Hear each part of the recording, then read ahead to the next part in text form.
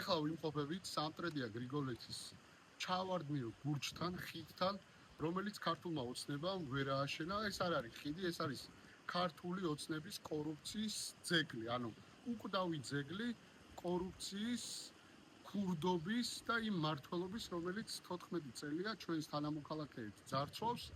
აი ამ ხიდის მშენებლობაში სადღაც 16 მილიონი კონკრეტულმა ადამიანებმა მიისაკუთრეს, მინისტრი იყო ფარსელაძე, ეს ადამიანი საერთოდ არ დასჯილა და ახლა გვეუბნებიან, რომ ანაკლის რვაწყლოვანი პორტი უნდა ავაშენოთ.